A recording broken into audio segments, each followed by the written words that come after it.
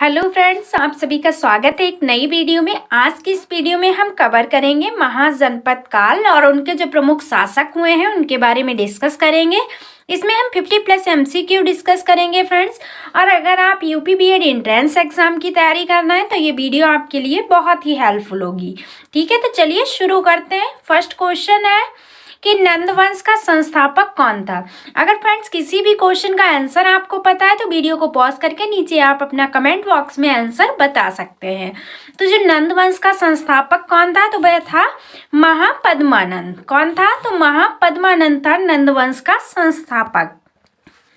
Next question देखिएगा friends कि किस शासक द्वारा सर्वप्रथम पाटलिपुत्र की राजधानी के रूप में चयन किया गया। तो वह शासक कौन था जिसने सर्वप्रथम पाटलिपुत्र को राजधानी के रूप में चयन किया था तो वह था उदयन। ठीक है, उदयन ने सबसे पहले पाटलिपुत्र को अपनी राजधानी चुना था। ऑप्शन नंबर सी राइट है हमारा।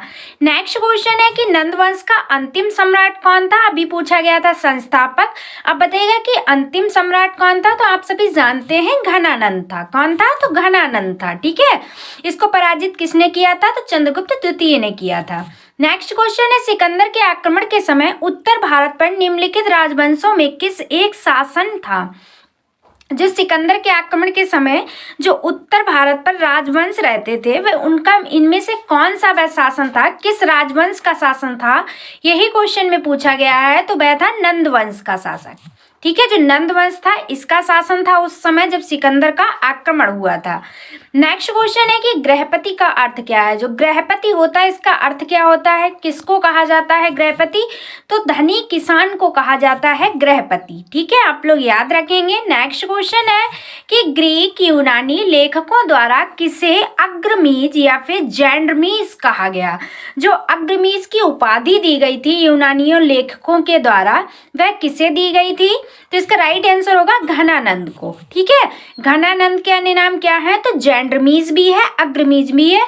ये इन्हें उपाधियां मिली थी। तो आप लोग याद रखेंगे, कई बार एग्जाम में क्वेश्चन घुमाकर पूछ लिया जाता है। नेक्स्ट क्वेश्चन है हमारा कि उज्जैन का प्राचीन नाम था। जो उज्जैन था इसका प्राचीन नाम क्या था तो वह था अवंतिका। क्या था अवंतिका था। ठीक है, आप लोग याद रखेंगे। नेक्स्ट है मगध की प्रथम राजधानी कौन सी थी। मगध की प्रथम राजधानी कौन सी थी तो वह थी गिरिब्रज। कहाँ तो राजगृह। ठीक है, ऑप्शन नंबर सी राइट है। नेक्स्ट है कि वज्र संघ के विरुद्ध मगध राज्य के किस शासक ने प्रथम बार रथमूसल। रथमूसल क्या होता है तो एक ऐसा रथ जिसमें गदा जैसा हथियार जुड़ा था उसे हम लोग कहते हैं रथमूसल। ठीक है, तथा महाशिलाकट्टक। महाशिलाकट्टक क्या होता है तो पत्थर फेंकने वाला एक युद्ध यंत्र होता है। ठीक है, नामक गुप्त हथियारों का प्रयोग किया। जो ये हथियार है रथमूसल और महाशिलाकट्टक, इसका प्रयोग जो था वह किसने किया, यही क्वेश्चन में पूछा गया है। तो इसका राइट आंसर क्या होगा अजातशत्रु ने। ठीक है, ऑप्शन नंबर ए राइट है हमारा। नेक्स्ट क्वेश्चन है कि मगध साम्राज्य के बारे में कौन सही नहीं है। अब आपको वह बताना है जो इनमें से सही नहीं है। तो इसका राइट आंसर क्या होगा ऑप्शन नंबर डी, इनमें से कोई नहीं। ठीक है, ऑप्शन नंबर डी हमारा करेक्ट होगा, इनमें से कोई नहीं। नेक्स्ट क्वेश्चन है कि महाजनपद काल में श्रेणियों के संचालक को कहा जाता था। जो महाजनपद काल था इसमें जो श्रेणियों के संचालक हुआ करते थे उन्हें क्या कहते थे तो श्रेष्ठिन कहा जाता था। क्या कहा जाता था श्रेष्ठिन। ठीक है, नेक्स्ट है नंदवंश का संस्थापक कौन था। रिपीटेड क्वेश्चन है, फिर से आप लोग देख लीजिए नंदवंश का संस्थापक कौन था तो महापद्मानंद था। ठीक है, याद रखेंगे, आपके लिए हेल्पफुल होगा। नेक्स्ट क्वेश्चन है पाली ग्रंथों में गांव के मुखिया को क्या कहा जाता था। जो पाली ग्रंथ हुआ है उनमें जो गांव के मुखिया होते थे उन्हें क्या कहा जाता था तो उन्हें कहा जाता था भोजक या फिर ग्राम भोजक। ठीक है, ऑप्शन नंबर बी राइट है। नेक्स्ट है सूची फर्स्ट को सूची सेकंड से सुमेलित कीजिए। आपको इन सूचियों को मिलाना है जिनमें महाजनपद दिए गए हैं और आधुनिक क्षेत्र दिए गए हैं। तो फिर जो मगध महाजनपद है ये कहाँ है तो ये पटना व गया के जिले में है। ठीक है, ऑप्शन नंबर ए का एक ही होगा। ठीक है, और वत्स कहाँ है तो वत्स तो इलाहाबाद में है। कौशल आप लोग जानते हुए हैं अवध में है और अवंती ये मालवा में है। तो ये सही मिलान दिए गए हैं। तो राइट आंसर क्या होगा 1 2 3 4। 1 2 3 4 किस ऑप्शन में है ऑप्शन नंबर ए में है। तो ऑप्शन नंबर ए हमारा करेक्ट हो जाएगा। ठीक है, नेक्स्ट क्वेश्चन देखिएगा मगध के राजा अजातशत्रु का किस गणराज्य के साथ युद्ध रहा। जो अजातशत्रु था इसका जो गणराज्य किस गणराज्य के साथ युद्ध रहा? तो वह रहा है वज्जी, जिसे हम लोग वैशाली कहते हैं प्रेजेंट टाइम में। ठीक है, नेक्स्ट है काशी और लिच्छवी का विलय मगध साम्राज्य में किसने किया? जो काशी और लिच्छवी का विलय किया वह किसने किया? तो वह अजात शत्रु ने ही किया। ठीक है, अजात शत्रु ने किया। नेक्स्ट देखिएगा, निम्नलिखित में से कौन सिकंदर के साथ भारत आने वाला इतिहासकार नहीं था? आपको बताना है जो नहीं था सिकंदर के साथ आने वाला इतिहासकार, तो वह था हेरोडोटस। कौन था? हेरोडोटस था। ठीक है, नेक्स्ट क्वेश्चन है कि ईरान के खमनी वंश के किस शासक ने भारतीय भूभाग को जीतने के बाद उसे फारस साम्राज्य का 20वां प्रांत बनाया था? तो वह कौन सा क्षेत्र था? तो वह था डेरियस दरबाहू। ठीक है, डेरियस दरबाहू ने जो ईरान के खामनी वंश का शासक था, ठीक है, उसने भारतीय भूभाग को जीतने बाद फारस का साम्राज्य बना दिया था। किसने? तो डेरियस दरबाहू प्रथम ने। ये भी बात आप लोग याद रखेंगे। ऑप्शन नंबर बी करेक्ट होगा। ठीक है, थर्ड ने नहीं, प्रथम ने बनाया था। नेक्स्ट क्वेश्चन है कि किस प्रकार का मृगभांड, जिसे हम लोग 40 कहते हैं, भारत में द्वितीय नगरीकरण शहरीकरण के प्रारंभ का प्राकृतिक माना गया है? तो वह माना गया है उत्तरी काले परिष्कृत बर्तन। ठीक है, जो उत्तरी काले परिष्कृत बर्तन होते हैं इन्हें मृदभांड या भारत में द्वितीय नगरीकरण शहरीकरण के प्रारंभ का प्रतीक माना जाता है। ये बात आप लोग याद रखेंगे। नेक्स्ट है सूची फर्स्ट को सूची सेकंड से फिर से आपको सुमेलित करना है। तो देखिएगा, यहाँ पे शासक दिए गए हैं, उनका वंश दिया गया है। तो बिंबिसार किससे संबंधित था? तो बिंबिसार जो था वह हर्यक वंश से संबंधित था। उसके बाद जो कालाशोक है ये किस वंश से संबंधित था? तो ये शिशुनाग वंश से ही संबंधित था। और महापद्मानंद ये किससे संबंधित था? तो आप लोग जानते हैं ये नंद वंश से संबंधित था। और जो बिंदुसार था ये मौर्य वंश से संबंधित था। तो राइट आंसर क्या होगा? 1 2 4 3। आप लोग देख लीजिए 1 2 4 3 किस ऑप्शन में है? ऑप्शन नंबर बी में है। 1 2 4 3 ऑप्शन नंबर बी हमारा राइट हो जाएगा। ठीक है, आप लोग याद रखेंगे ऑप्शन नंबर बी करेक्ट है। नेक्स्ट क्वेश्चन है कि पहला ईरानी शासक जिसने भारत के कुछ भाग को अपने अधीन किया था वह कौन था? तो वह था डेरियस। कौन था? डेरियस था। ठीक है, जिसने जो ईरानी शासक था और जिसने भारत के कुछ भाग को अपने अधीन कर लिया था। नेक्स्ट है शिशुनाग ने किस राज्य का विलय मगध साम्राज्य में नहीं किया था? तो वह कौन सा राज्य था? तो वह था काशी। ठीक है, काशी का जो शिशुनाग ने विलय था मगध साम्राज्य में नहीं किया था। नेक्स्ट क्वेश्चन है डेरियस दरबाहू फर्स्ट ने 516 बीसी में सिंधु के तटवर्ती भूभाग को जीतकर उसे ईरान का 20वां क्षेत्रीय बनाया। उससे कितना राजस्व प्राप्त होता था? ये क्वेश्चन पहले भी पूछ चुके हैं। ठीक है, और उससे जो राजस्व प्राप्त होता था वह कितना होता था? ये इस क्वेश्चन में पूछा गया है। तो वह प्राप्त होता था 360 टैलेंट। कितना? 360 talent. Option number A right है। नेक्स्ट है निम्नलिखित में से किस नदी को पहले बितस्ता नाम से जाना जाता था? जो बितस्ता कहा जाता था वह किस नदी को कहा जाता था? तो वह झेलम नदी को कहा जाता था बितस्ता। ठीक है, नेक्स्ट देखिएगा कि सिकंदर महान एवं पोरस पुरु के सेनाओं ने निम्नलिखित में से किस नदी के आमने सामने वाले तटों पर पड़ाव डाला था? ये बहुत ही इंपॉर्टेंट क्वेश्चन है, आप लोग इसे नोट कर लीजिए।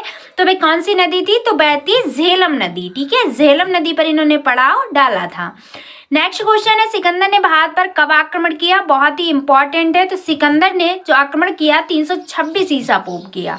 ठीक है, option number A right. Next है अभिलेखीय साक्ष्य से प्रकट होता है कि नंद राजा के आदेश से एक नहर खोदी गई।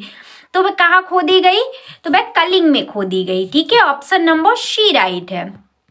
नेक्स्ट है किस मगध सम्राट ने अंग का विलय अपने राज्य में कर लिया था? तो वह कौन सा सम्राट था? Bimbisara. Option number A correct होगा। नेक्स्ट क्वेश्चन है निम्नलिखित में से किसे उग्रसेन यानी कि भयानक सेना का स्वामी कहा जाता है? तो उग्रसेन की उपाधि किसे दी गई थी? तो महापद्मानंद को कहा जाता है उग्रसेन यानी कि भयानक सेना का स्वामी। नेक्स्ट है कि 6ठी शताब्दी ईसा पूर्व का मत्स्य महाजनपद स्थित था। जो 6ठी शताब्दी ईसा पूर्व मत्स्य महाजनपद था कहाँ स्थित था? तो ये राजस्थान में स्थित था। ऑप्शन नंबर बी राइट होगा हमारा। नेक्स्ट है कि 323 ईसा पूर्व में सिकंदर महानु की मृत्यु हुई थी। कहाँ हुई थी यही पूछा गया है। तो जो सिकंदर की मृत्यु हुई वो बेबीलोन में हुई थी। कहाँ?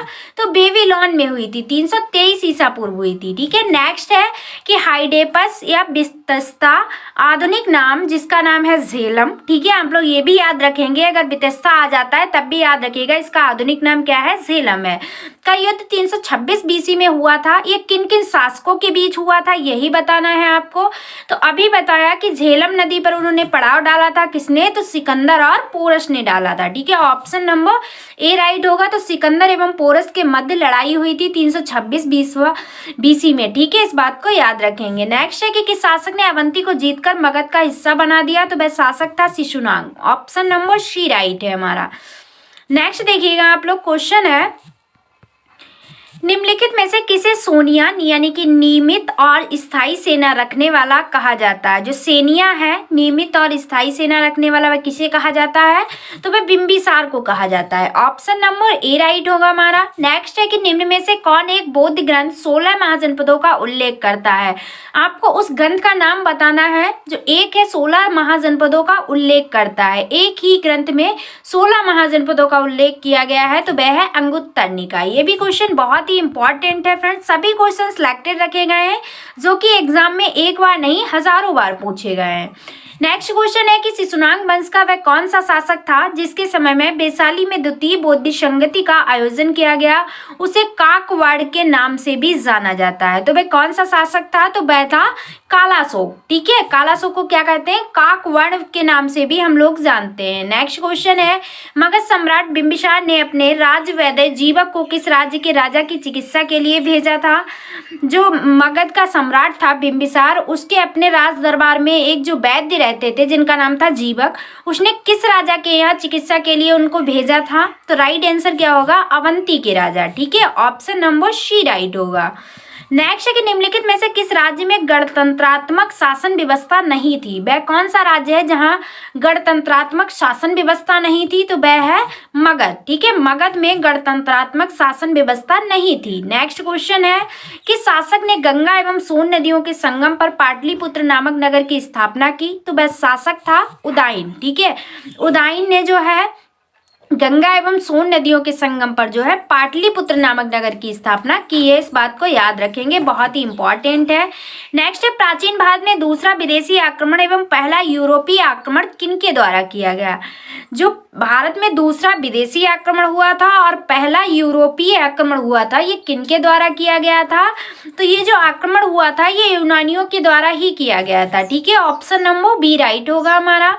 नेक्स्ट है कि प्रथम मगध साम्राज्य का उत्कर्ष किस सदी में हुआ? जो प्रथम मगध साम्राज्य का उदय हुआ ये हुआ 6ठी सदी ईसा पूर्व। कौन सी? तो 6ठी सदी ईसा पूर्व इसका जो है उत्कर्ष हुआ है। ठीक है, आप लोग याद रखें। नेक्स्ट है कि 6ठी सदी ईसा पूर्व के दौरान बड़े राज्यों के उदय का मुख्य कारण क्या था? इसका मुख्य कारण क्या था फ्रेंड्स? तो इसका मुख्य कारण था कि उत्तर प्रदेश और बिहार में व्यापक पैमाने पर लोहे का उपयोग किया जाता था, इसीलिए इसका उदय होने का मुख्य कारण हुआ। नेक्स्ट क्वेश्चन है कि निम्न में से कौन सा एक सिकंदर के आक्रमण का प्रभाव नहीं था? इनमें से आपको वह बताना है जो सिकंदर के आक्रमण का प्रभाव नहीं था।